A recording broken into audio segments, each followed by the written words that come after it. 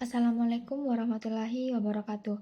Perkenalkan, kami dari kelompok 5 yang beranggotakan 5 orang dengan saya sendiri Nadifa Kalbia. Saya Salsabila Dwi Kamila Putri. Saya Trian Nining. Saya Vira Arsyanti. Saya Andi Makfira Ramadan.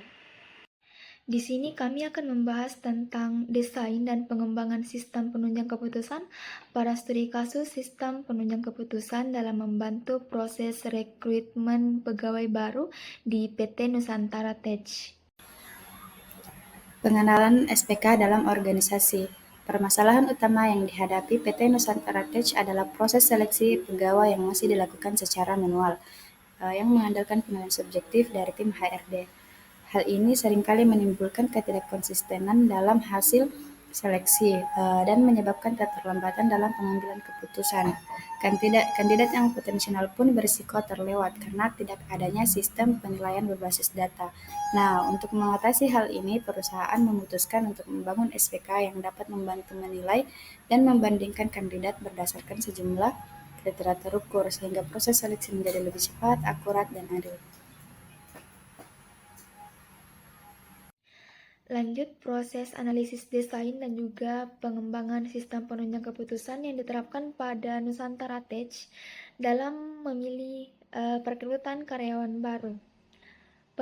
Analisis desain dan juga pengembangan sistem penunjang keputusan dimulai dengan analisis kebutuhan. Langkah pertama yaitu mengidentifikasi informasi apa saja yang dibutuhkan oleh seorang tim dalam menilai seorang kandidat. Hasil dari analisis ini menetapkan 5 kriteria utama dalam proses seleksi. Yang pertama, nilai tes tertulis, hasil wawancara, pengalaman kerja, pendidikan terakhir, dan juga kemampuan teknis. Selanjutnya, desain sistem, di mana metode yang kami pilih untuk pengambilan keputusan adalah Simple Additive Weighting atau SAW. Metode ini memungkinkan setiap kandidat mendapatkan skor berdasarkan pembobotan kriteria dan nilai yang dinormalisasi setelah desain selesai.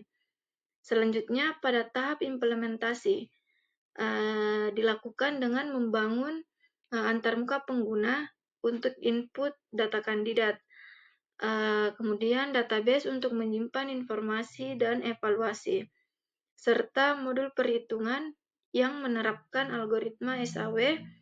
Kemudian hasil akhirnya berupa daftar peringkat kandidat berdasarkan total skor. Saya akan menjelaskan tentang studi kelayakan dan teknologi yang digunakan. Sebelum pengembangan dilakukan secara penuh, kita melakukan studi kelayakan dari 3 aspek utama. Yang pertama yaitu dari sisi teknis, sistem dinyatakan layak karena dapat dibangun dengan teknologi yang umum dan sumber daya yang tersedia. Yang kedua dari sisi ekonomi, biaya pengembangan sistem jauh lebih rendah dibandingkan dengan efisiensi waktu dan kualitas hasil seleksi yang diperoleh. Dan yang ketiga yaitu dari sisi operasional. Sistem ini sangat mudah dioperasikan oleh tim HR yang sudah familiar dengan penggunaan perangkat lunak dasar. Adapun teknologi yang digunakan meliputi bahasa pemrograman PHP atau Python, basis data MySQL, dan framework web seperti Laravel. Metode pengambilan keputusan yang digunakan adalah Simple Additive Weighting atau SAW karena kesederhanaannya dan kemampuannya untuk memberikan hasil yang cepat dan transparan. Selanjutnya, saya akan menjelaskan kesimpulan dan saran. Setelah diuji coba data menggunakan data rekrutmen tahun sebelumnya, sistem penunjang keputusan ini menghasilkan hasil selektif yang akurasinya itu 85% jika dibandingkan dengan keputusan manual yang diambil oleh tim HRD. Selain itu, sistem ini mampu memangkas waktu seleksi hingga 60% dan memberikan efisiensi signifikan bagi perusahaan. Oleh karena itu, dapat disimpulkan bahwa sistem penunjang keputusan yang dibangun terbukti efektif dan layak digunakan secara keberlanjutan.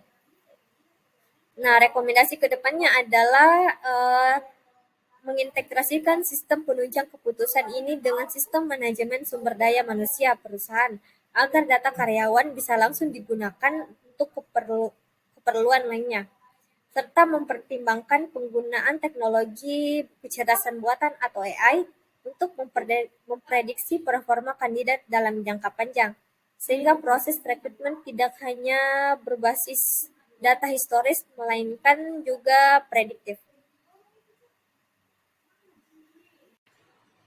Baiklah, sekian dari kelompok kami. Terima kasih. Wassalamualaikum warahmatullahi wabarakatuh.